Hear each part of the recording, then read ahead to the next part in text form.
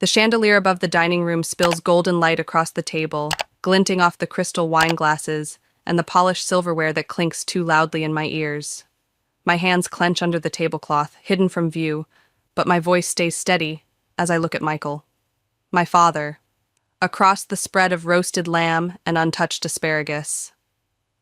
What do you mean Sophie will own the company? He doesn't even glance up from his plate, his knife slicing through the steak with the precision of a man who's never doubted his control. Aurora, let's be realistic, he sighs, like he's explaining multiplication to a child who can't grasp it. You're great at technical things, coding, systems, all that. But leadership, that's not your strength. We need someone with presence, someone who commands respect. Your sister's the best choice. Sophie, perched across from me in a sleek designer dress that probably cost more than my last software upgrade, sips her wine and lets a small, knowing smile curl her lips. She hasn't lifted a finger in the 3 years I've spent dragging Bennett Industries back from the edge of ruin. Not one late night, not one line of code, not one meeting with panicked investors. And now, with the company posting record-breaking profits, my profits, she's being handed the keys. I lean forward, my voice sharpening, cutting through the clinking silverware like a blade. I developed the software that saved this company. Without it, you wouldn't even have a company to pass down. Michael chuckles, a low, patronizing sound that makes my skin crawl. For your effort, he says, reaching into his pocket. He pulls out his wallet, fishes out a crumpled $50 bill, and tosses it onto the table. It lands between my plate and my untouched wine glass, wrinkled and pathetic, like a tip for a waitress he's already forgotten. $50. For the years I've spent hunched over my laptop, writing code until my eyes burned and my fingers ached. For the sleepless weeks I analyzed financial losses, designed a system that didn't just pull us out of bankruptcy, but launched us to the top of the logistics industry. $50 for the innovation that turned Bennett Industries from a dying relic into a $300 million powerhouse. Mom shifts in her seat, her eyes darting to me with that familiar flicker of discomfort. But she says nothing. No one does. I look at Michael, the man I idolized growing up, the man I've worked my entire life to make proud. And in that moment, something clicks. It's never been about merit. Not effort, not success, not even loyalty. It's about control. I see, I say, quieter than I mean to. My fingers close around the $50 bill, turning it over once, twice before I fold it neatly into my napkin. Then I stand, my chair scraping against the hardwood. Aurora, don't be dramatic, Michael scoffs, waving a hand like he's shooing a fly. I smile, thin and sharp. I'm not being dramatic. I'm just excusing myself. Clearly my role in this family is nothing more than a background character. So I'll remove myself from the scene. Sophie lets out a soft chuckle, barely hiding her amusement. Oh, Aurora. Aurora, Mom starts, but I'm already moving, my heels clicking against the marble floor as I walk out of the dining room. I don't slam the door. I don't yell. I don't demand fairness. I just leave, the echo of my steps louder than any words I could have said. The lobby of Bennett Industries hums with energy as I step through the glass doors the next morning, my bag slung over my shoulder. A year ago, this place was a tomb. Whispers of layoffs, department heads quitting before the collapse could swallow them whole. Now it's thriving, alive, with the buzz of new hires and the clatter of keyboards. All because of me. My software turned weeks-long processes into minutes, secured global deals, made us untouchable. And yet, as I walk through, something's off. Conversations hush when I pass. Eyes dart away too quickly. I reach my office, the corner suite I fought for, only to find the door ajar. Inside, my desk is stripped bare. Computer gone, files missing. The nameplate that read Aurora Bennett, CTO, nowhere in sight. Sophie sits in my chair, legs crossed, flipping through a stack of documents with the casual air of someone who's already claimed her throne. She glances up, her smile bright and artificial. "Oh, good morning, Aurora. Didn't Michael tell you? I'll be moving into this office. You'll be reporting to me now." My stomach drops, a cold weight settling in my gut, but my face doesn't betray it. "What's my position?" I ask, my voice steady as steel. She tilts her head, considering, then shrugs. "We'll figure something out. Maybe something in IT support." Her lips twitch, a smirk she doesn't bother hiding. "Michael suggested you take some time off, actually. Relax, work on some hobby projects. But don't worry, you'll still be part of the company, in some capacity. IT support, in my own company. The one I dragged from the abyss while she sipped cocktails and posted selfies.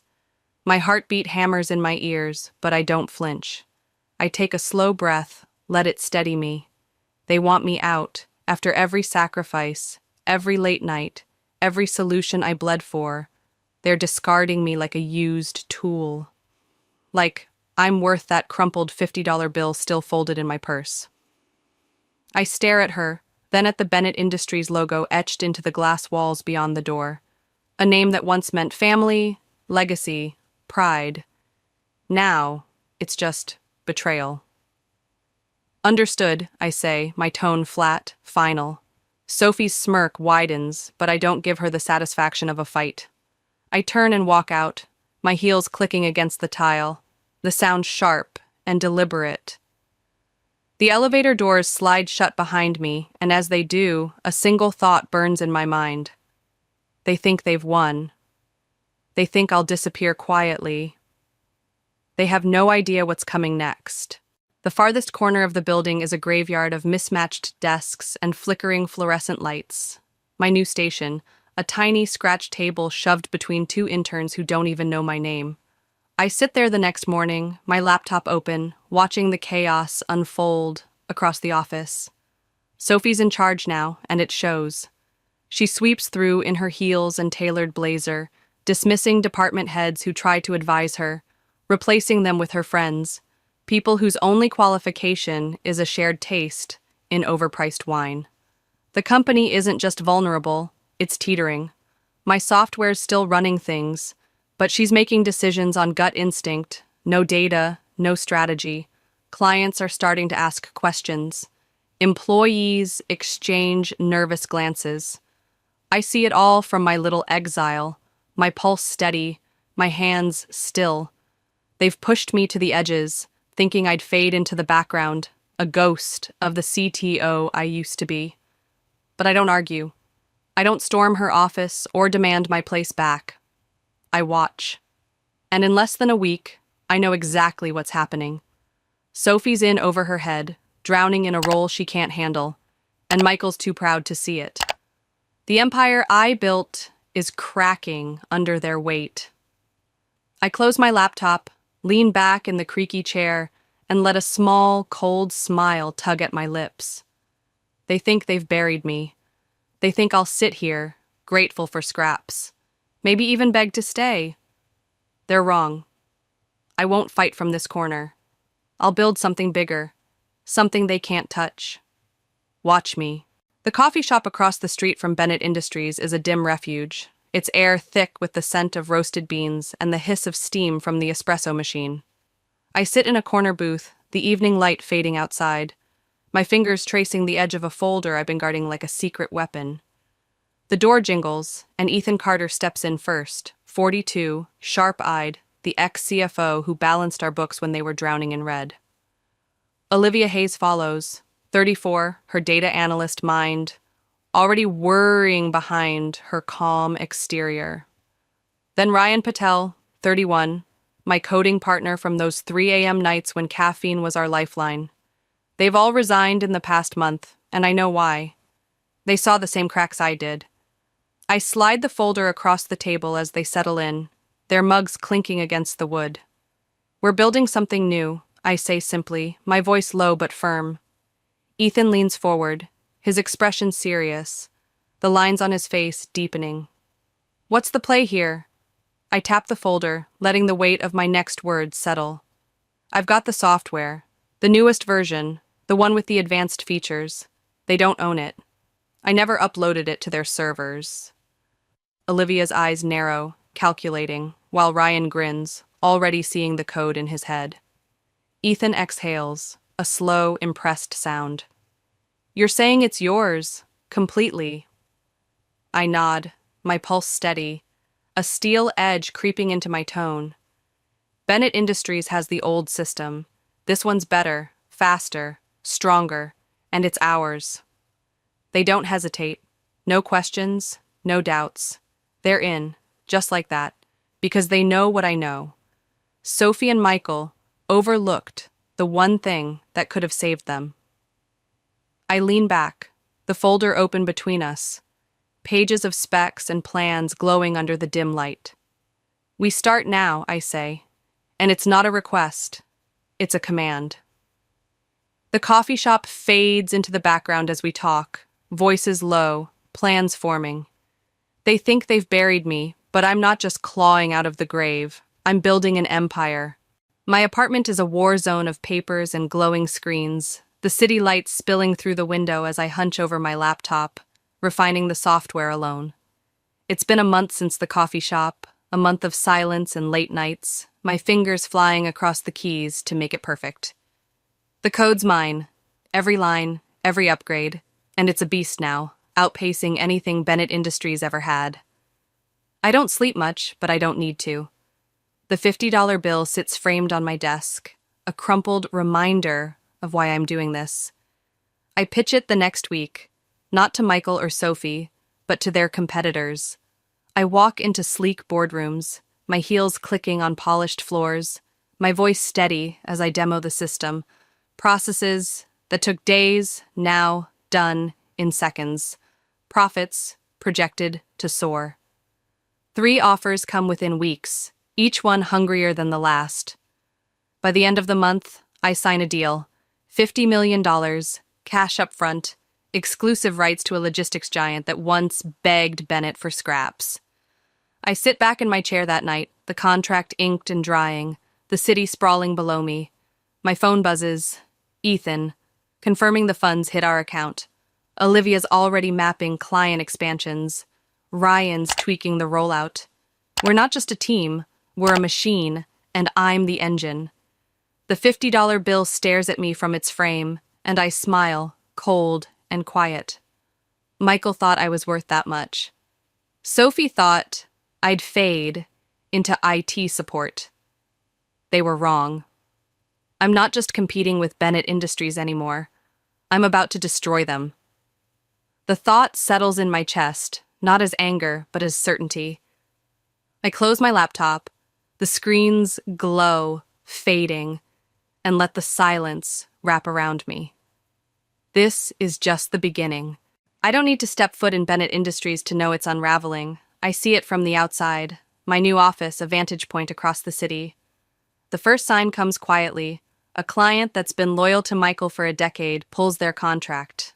No explanation, just a press release about new partnerships. Then another jumps ship, then a third. Whispers ripple through the industry, and I catch them all, my ear to the ground while my hands stay clean. My software, now running competitor systems, is the blade. They're just bleeding out. Inside their glass-walled tomb, Sophie's losing it. I hear it through the grapevine, department heads fired on a whim, her shrill voice echoing down halls as she demands answers no one has. She's making decisions on instinct, no data, no logic, just the arrogance of someone who's never had to earn her place. Michael's too busy golfing with investors to notice the hemorrhage, or maybe he's too proud to admit it. Either way, the company I saved is crumbling under their weight, and I'm not lifting a finger to stop it. I sit at my desk in Nova Systems, our new HQ, sleek and sharp-edged, watching the stock ticker on my screen. Bennett Industries dips another 5%, then 10%. Employees I used to know start texting me, asking what's happening, begging for jobs. I don't reply. Not out of spite, but because I don't owe them anything. Sophie thought she could run my empire with a smirk and a wine glass. Michael thought I'd stay a cog in his machine. Now they're obsolete, and I'm the tide pulling them under. My pulse stays steady as I sip my coffee, the city humming beyond the window. The irony's thick enough to taste. They're doing this to themselves, and I don't even need to push. I set the mug down, the ceramic clinking softly, and lean back. They wanted me gone. They got their wish. And now they're drowning in it. The ballroom of the Tech Innovators Gala glitters like a crown jewel. Chandeliers dripping light over black-tie elites, sipping champagne and trading million-dollar handshakes. I step inside, my heels clicking on the polished floor, the sound a quiet echo of that night I walked away from Michael's table. Tonight's different. Tonight, I'm not the overlooked daughter. I'm the guest of honor, and they all know it. Whispers follow me as I move through the crowd. Is that Aurora Bennett? She runs Nova Systems now. Didn't she sink her father's company? I ignore them, my chin high, my pulse calm. The keynote speaker wraps up, his voice booming over the applause. Tonight, we recognize the visionaries pushing the industry forward. Aurora Bennett, creator of the most groundbreaking logistics software in the market today, has transformed how global corporations operate. Her company, Nova Systems, is now valued at over $500 million. The room erupts, the sound crashing over me like a wave, and I stand, smoothing my dress, a sleek, midnight blue number that feels like armor.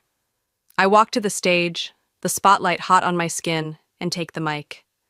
Thank you, I say, my voice steady, cutting through the noise.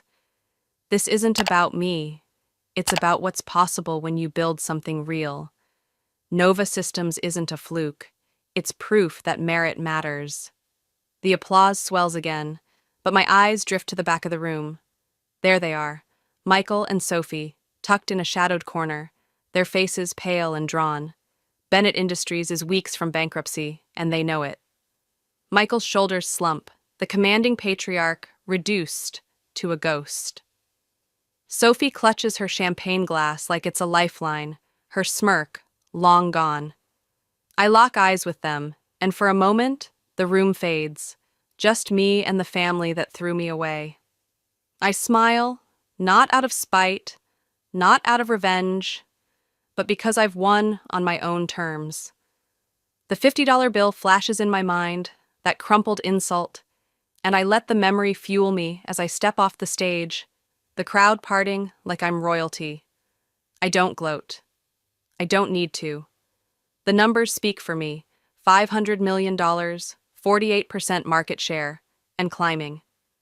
Someone presses a glass into my hand, and I sip the champagne, the bubbles sharp on my tongue. Michael's gaze follows me, heavy with something I can't name, regret, maybe, or disbelief. Sophie won't even look up. I turn away, the gala's glitter wrapping around me, and let the victory settle in my bones. They thought they'd buried me. They thought I'd disappear. But I didn't just rise. I soared. And this is just the start. The conference room at Nova Systems is a sleek fortress of glass and steel, my territory now, and I sit at the head of the table when my assistant buzzes in at precisely 10 a.m. Aurora, your father and sister are here to see you. I lean back in my chair, exhaling slowly, the leather creaking under me. So it's come to this. Send them in, I say, my voice calm, steady, like the quiet before a storm. The door opens, and Michael and Sophie walk in like ghosts of their former selves. Michael, 58, looks older, defeated, his tailored suit hanging loose on a frame that's lost its edge. Sophie, 27, clings to her designer bag, but the exhaustion in her eyes betrays her. She can't hide behind the facade anymore. They hesitate, glancing at the chairs across from me, and I gesture silently, letting the silence stretch until they sit. Sophie's nails tap the armrest, a nervous tick, while Michael clears his throat, his voice measured, but strained. Aurora, we need to talk.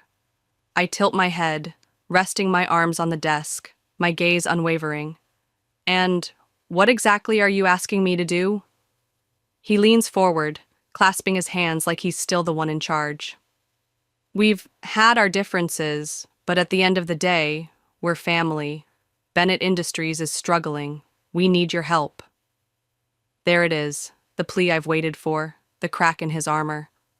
I let it hang in the air, watching them squirm, then speak, my tone cold as ice. You need me. That's funny, because a year ago, you told me I wasn't leadership material. You told me I was only good for technical things. Michael has the nerve to look frustrated, his jaw tightening. You know how business works. Decisions were made, but now we have to move forward. If you come back, we can rebuild Bennett Industries together. Sophie finally looks up, her expression tight. Don't be petty, Aurora. We need you, okay? I laugh, actually laugh, the sound sharp and sudden bouncing off the glass walls. You need me, I repeat, leaning forward now, my voice dropping low. My company's worth $500 million. Yours is weeks away from bankruptcy. Explain to me again which one of us doesn't know how to run a company. Silence falls, pure and satisfying, and Michael's face hardens. Aurora, please, he says, the word a dagger to my chest. Not because it hurts, but because it's everything he denied me. No, I say, soft but final, and Sophie stiffens. Excuse me? I meet her gaze, unflinching. I don't need Bennett Industries. You needed me, and you threw me away. You made your choice. Now live with it. Michael exhales sharply, frustration breaking through. You're seriously going to let your own family fail? I smile, smooth and unshaken. I didn't let anything happen. You destroyed it the moment you put Sophie in charge.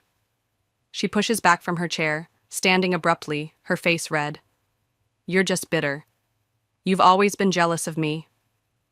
I stand too, smoothing my blouse, my voice steady as ever. Jealous, Sophie? I don't need to be jealous. I already have everything you wanted. They leave. Sophie storms out, Michael in furious silence, and as the doors close, I sit back down, exhaling. I'm free.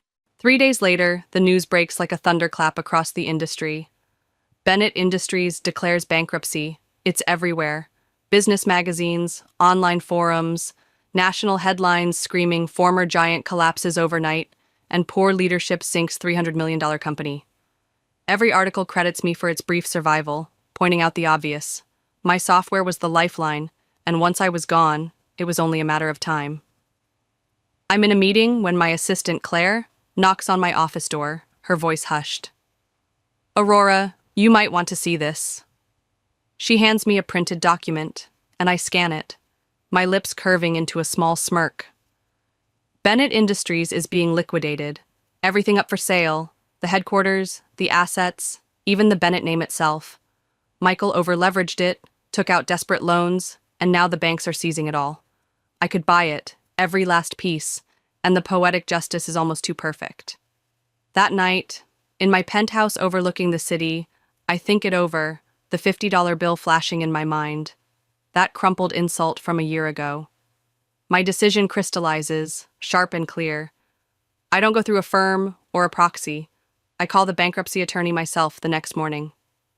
I'd like to place a direct bid on all Bennett Industries assets, I say, pausing for effect, including the name. A week later, I'm in their old boardroom, the one Michael once ruled like a king, and now I hold the crown. The paperwork spread before me, a sleek black and gold pen resting on the final contract.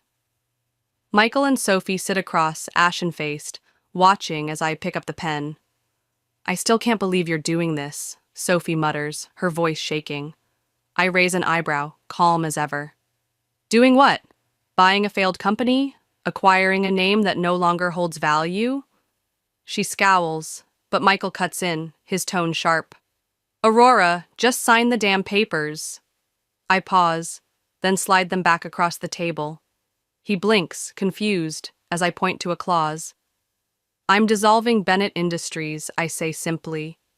Sophie gasps, snatching the document. You're shutting it down? I nod, my smile faint but unwavering.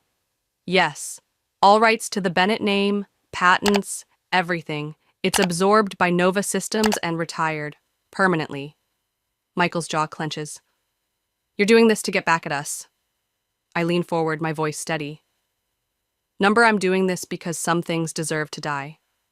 I sign, and it's over. The Bennett era erased with a single stroke. The Bennett family gala glitters in the same mansion Michael once owned, now sold at auction, its chandeliers casting light over a crowd that no longer belongs to him. I arrive in a custom black gown, stepping out of my car with quiet confidence. The invitation, a formality from someone who doesn't know our history, tucked in my clutch. Whispers trail me as I enter. That's Aurora Bennett. She destroyed her father's company. I don't care. I'm not here to prove anything. I'm here to end it. I spot them in a shadowed corner, away from the power players they once courted. Michael looks smaller, his presence faded, regret flickering in his eyes. Sophie's mask cracks, her fingers tight around her glass.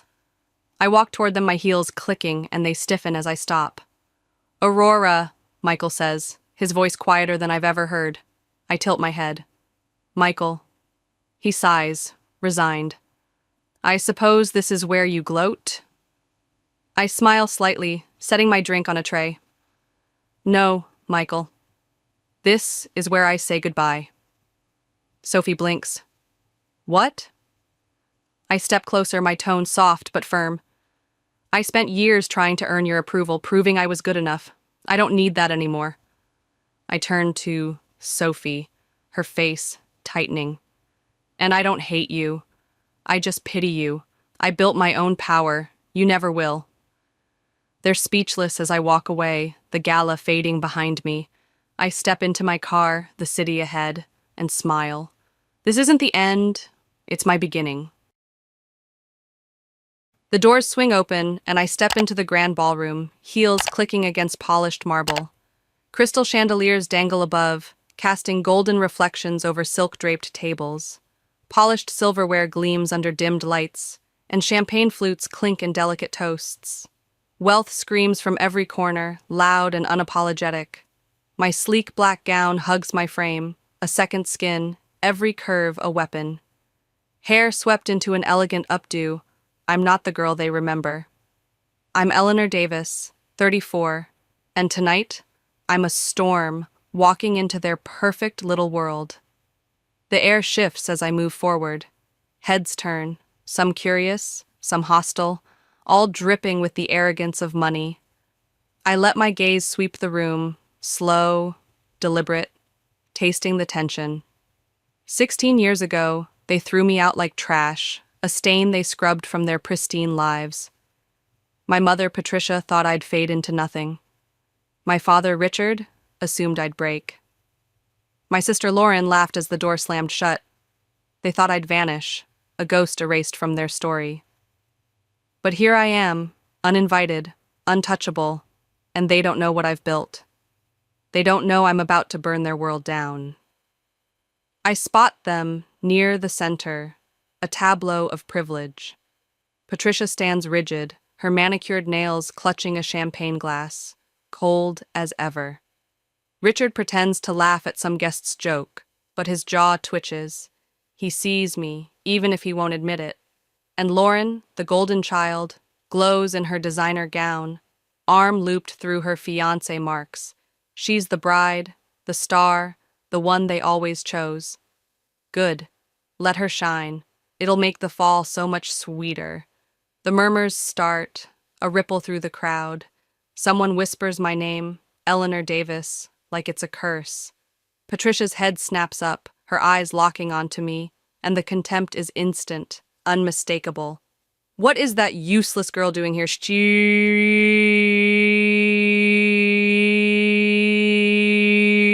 loud enough to carry. Lauren crosses her arms, lips curling into a smirk. That same smug twist I've hated since we were kids. You're not on the guest list, she says, voice sharp, dripping with disdain. The guests lean in, sensing blood, their polished masks slipping just enough to reveal the hunger for scandal. Mark, though, he's different. He steps forward, brow furrowed, then stops dead. His eyes widen, his face pales, and his voice cracks, broken. Wait! This woman is...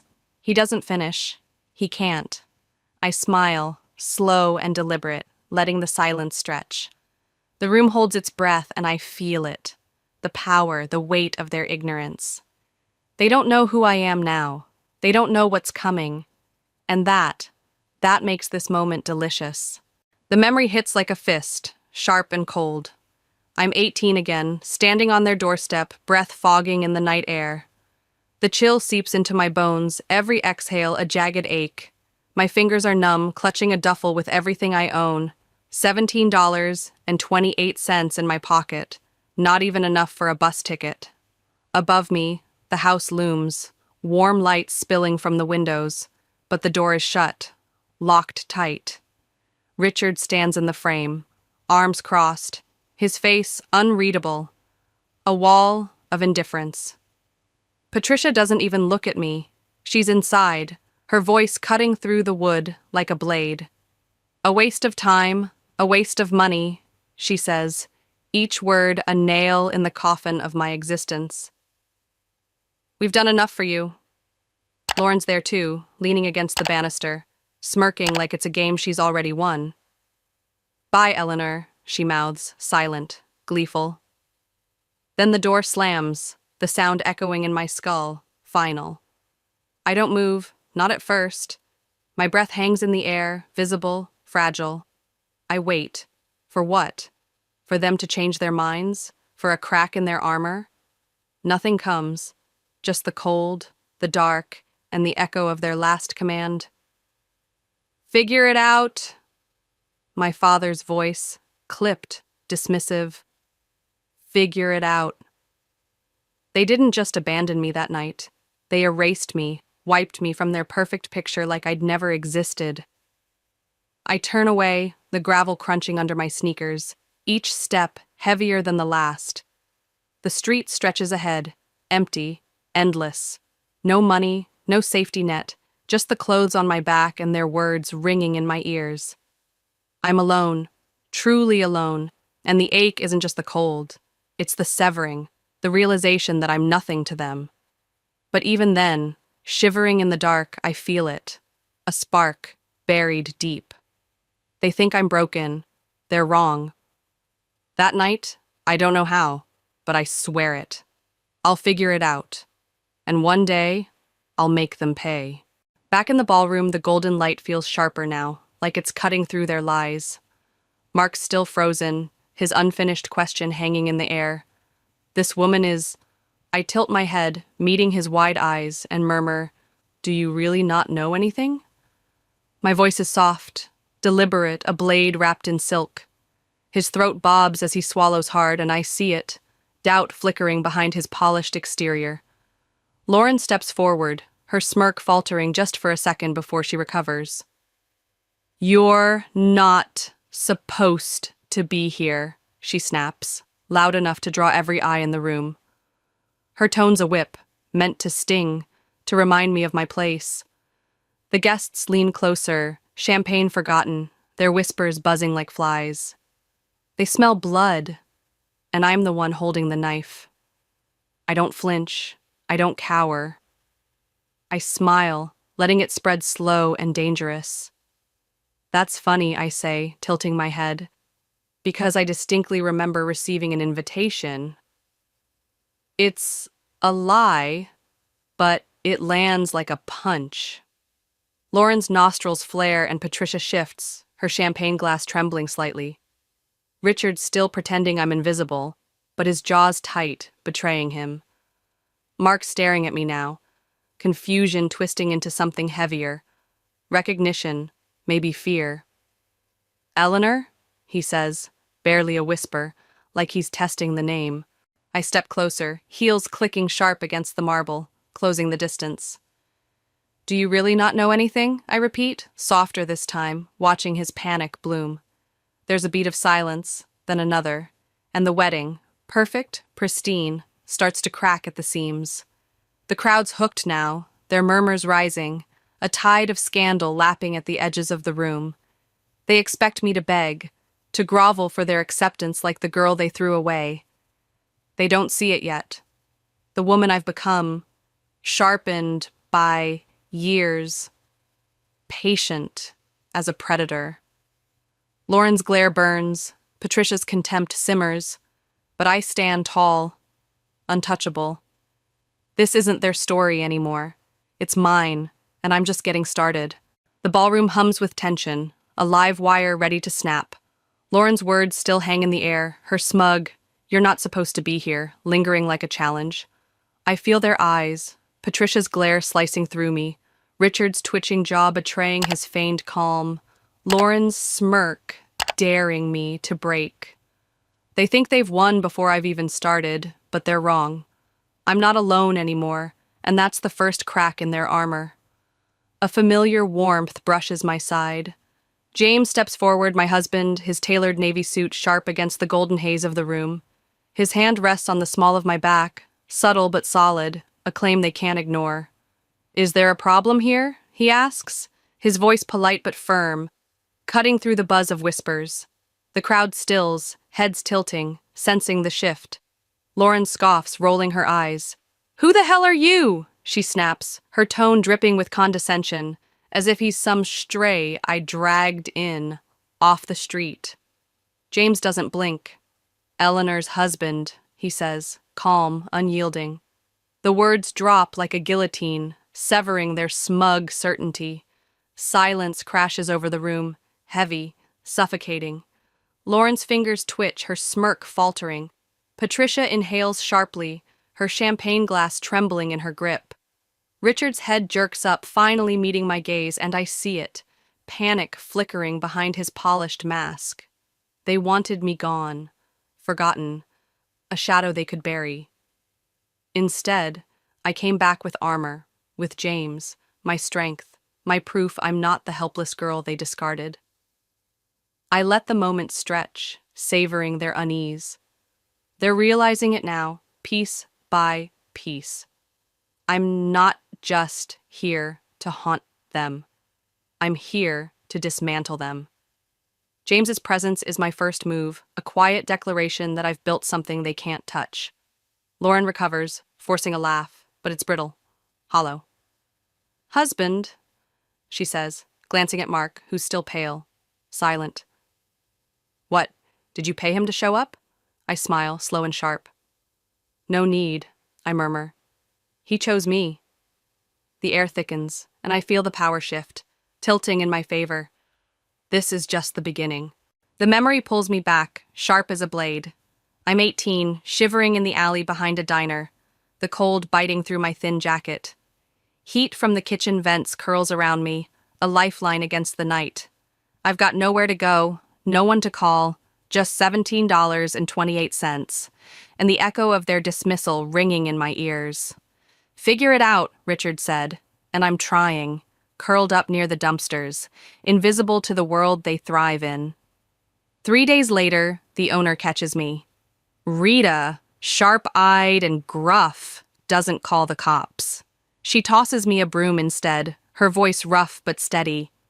"If you're gonna loiter, make yourself useful." I grab it, hands trembling, and sweep like my life depends on it. Because it does. That's my first break, a crack of light in the dark. By the end of the week, she lets me crash on an old cot in the storage room, the smell of grease and coffee clinging to the air. By the end of the month, she's paying me under the table, a few crumpled bills I hoard like gold. I've got a plan, even then, a spark igniting beneath the weight of their rejection. I don't stay small. I work, I save, I study, every cent, every hour a brick in the wall I'm building. At 22, I earn a scholarship to a business program, clawing my way out of that diner with nothing but grit. At 23, I'm interning at a startup, learning the game, watching the players. By 29, I've got my own company, a medical nutrition brand, lean and fierce, disrupting an industry they'd never understand. It's not luck. It's strategy, years of watching, listening, collecting. While Lauren flaunted her golden child status, while Patricia and Richard basked in their illusion of perfection, I was rising, silent and unstoppable. They never knew, never cared to look. In their minds, I disappeared that night, a burden lifted, a stain scrubbed clean. But I didn't vanish. I sharpened. Every milestone, every dollar was a promise to myself. I'd become something they couldn't ignore, something they'd fear. Standing here now, in this glittering ballroom, I feel the weight of those years, the strength I forged from their neglect. They thought they broke me, but they built me instead. And tonight, they'll see just how high I've climbed. The ballroom pulses with anticipation. The guests whispers a low hum beneath Lauren's fading bravado. She's still clinging to her smirk, but it's fraying, and I'm ready to rip it apart. "Seriously, Eleanor," she says, rolling her eyes. "You expect us to believe you're some success story? Please. You couldn't even make it through college." Her voice is loud, performative, meant to shame me, to remind everyone I'm the failure they cast out. The crowd leans in, eager for my collapse. I don't flinch. I reach into my clutch, pulling out a single sheet of paper, neatly folded. "Is that what they told you?" I say, unfolding it with deliberate care, my voice calm, calculated. I hold it up, just enough for the closest guests to glimpse. Lauren's academic record, stark in black and white. "You never finished school, Lauren. You flunked out before you could even apply for residency." The room stills, a collective intake of breath. Her nostrils flare, her smirk freezes, then cracks, just for a fraction of a second before she recovers. "That's not," she starts, but I cut her off, stepping closer, heels clicking sharp against the marble. "Oh, but it is," I say, soft, lethal. 3 years ago you failed. No degree, no career, just lies." Mark turns to her, his brow furrowing, something dangerously close to betrayal in his eyes. "Lauren, what is this?" he asks, voice quiet, controlled. She spins to him, defensive, her face twisting. "It's fake," she hisses, voice rising. "She's lying. You know she's always been jealous of me." I tilt my head, feigning curiosity. "Jealous of what, exactly?" I murmur, watching the blood drain from her face. The guests are riveted now, sensing the shift, the crack in her perfect facade. Mark snatches the paper from my hand, his fingers trembling as he scans it. His jaw tightens, realization settling like a storm. "You told me you were a doctor," he says, low, accusing. Lauren grabs his arm, desperation creeping in. "Mark, she's twisting things. You know how she is." "Do I?" he snaps, pulling away. The air thickens, heavy with her unraveling. I watch, calm, steady, as her crown slips. The golden child exposed, a fraud in a designer gown. She's gaslighted me for years, turned every truth into a weapon against me, but now it's my turn. The truth cuts deeper than her lies ever could, and I'm the one holding the blade. This isn't just a reveal. It's a reckoning, and they're all about to feel it. Lauren's crumbling, but I'm not done. The ballroom's golden glow feels brittle now, like glass about to shatter. Mark's still clutching the paper, his breathing ragged, while Lauren stammers, grasping at her lies. I shift my gaze to Patricia and Richard, their faces a gallery of unease. Her cold scrutiny searching for flaws, his forced calm cracking at the edges. They think they're safe, untouchable, behind their wealth and status. They're wrong. I step forward, voice low, steady. "If we're talking about ruined lives," I say, flashing Patricia a sharp smile, "why don't we discuss the financial fraud case building against the Davis Family Clinic?" Silence slams into the room, complete, utter silence. Patricia's champagne glass tilts, a single drop spilling onto her hand. Richard's head snaps up, his eyes narrowing. "What are you talking about?" he says, quieter now, the arrogance leaching out of him. I arch a brow, mocking disappointment. Oh, you didn't think I knew? I shake my head, letting the words sink in. Embezzlement, insurance fraud, falsified patient records, all those little details you thought would stay buried. I lean in, voice dropping so only he can hear. You should have been more careful, Dad. The IRS knows. His face goes white, a ghost of the man who threw me out. Patricia gasps, a rare break in her composure, her nails digging into her glass.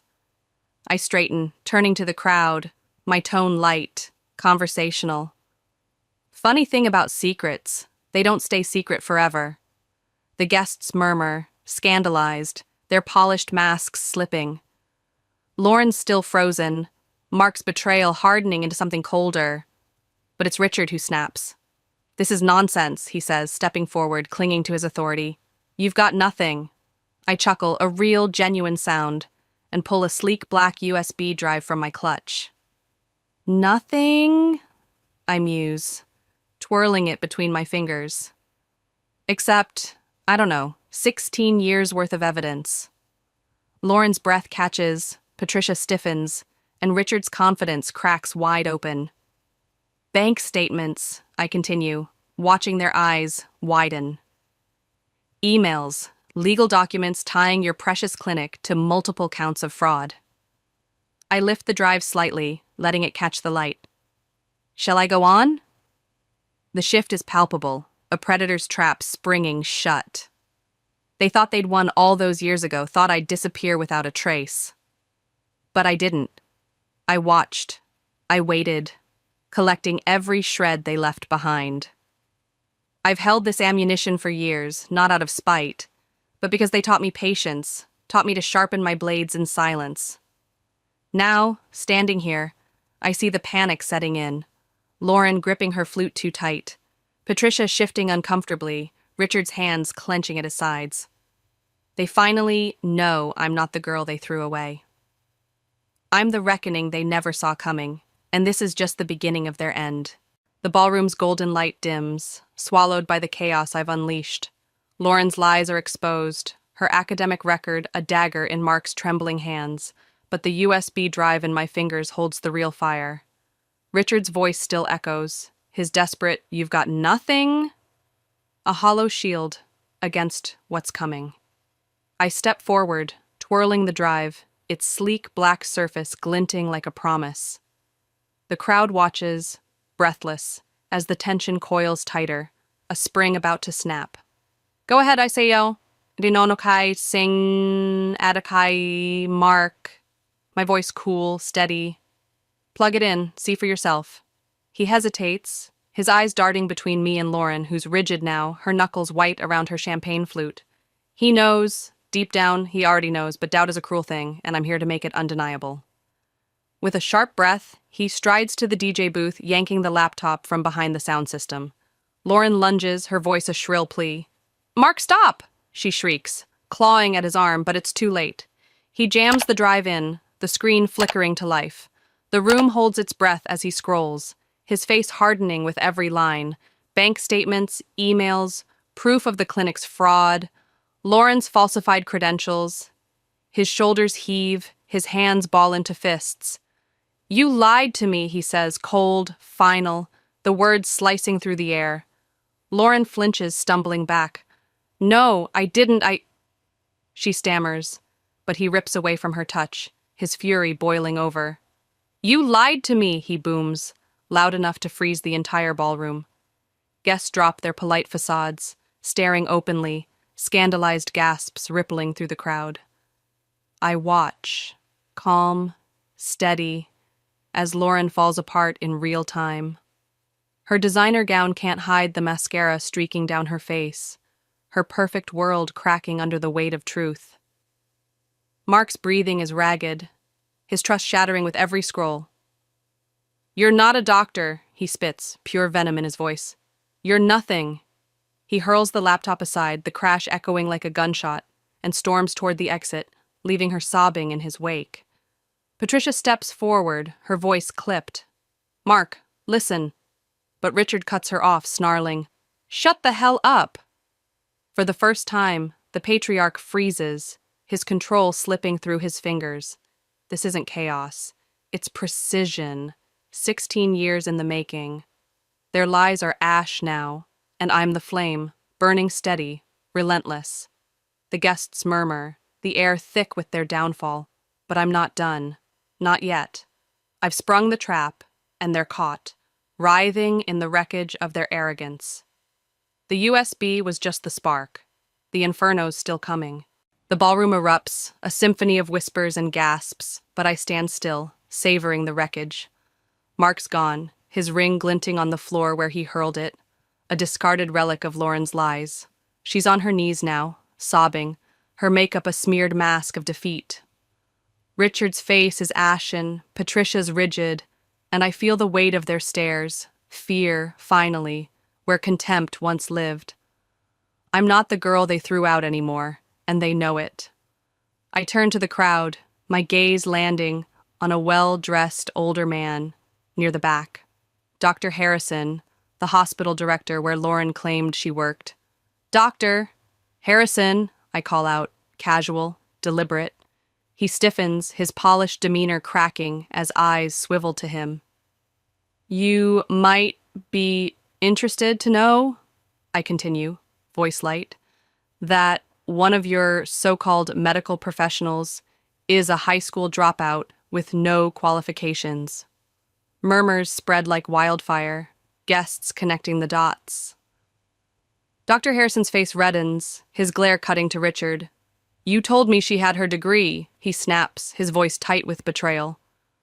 Richard stammers, sweat beading on his brow. "We can fix this. It's not—" But I interrupt, stepping closer. "Not fraud? Not a felony?" I say, arching a brow. He opens his mouth, desperate now, and shouts, "She's not my daughter." The room falls silent, a stunned pause. Even I'm caught off guard. Then I smile, slow and sharp. "That's an interesting statement," I say, "considering you've been using my identity for tax fraud for the past decade." Dead silence. Richard blanches, Patricia's composure shatters, and I drop the final bomb. "That's right," I add, my tone smooth. "I checked my identity recently. Someone's been filing fraudulent tax returns, laundering money through the clinic, using my social security number." Dr. Harrison snaps his fingers at his assistant. "Call the legal department, now," he growls, his career teetering on the edge. Richard tries to speak, but Dr. Harrison cuts him off. "Your career is over," he says, final, damning.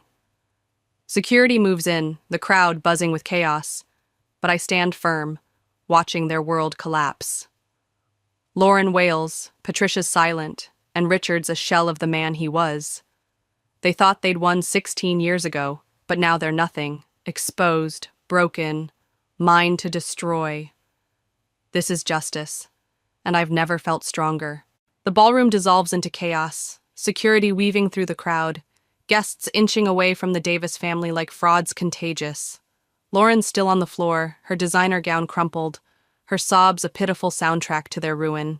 Richard tries to bark orders, but his voice is lost in the din, and Patricia stands frozen, her cold mask shattered. I should walk away, should be satisfied, but I linger, drinking in the sight. For years I dreamed of this, of standing tall as their world burned. Lauren looks up, eyes wide, desperate. "Eleanor, please," she begs, her voice trembling, reaching for me. I let her plea hang, savoring the reversal. She, the golden child, begging me. Then I tilt my head, voice cool, cutting. "Please?" I echo. "I don't remember you saying that when you stole everything from me, when you smirked as they threw me out." Tears slip down her cheeks, but I don't waver. "You didn't care," I finish, sharp, final. "And neither do I." Richard snaps out of his shock, his face twisted with rage. "You think you're better than us now?" he hisses, clinging to his ego like a lifeline. I laugh, a real, freeing sound, and meet his gaze dead on. "I don't have to think it. I say, grinning. I know it.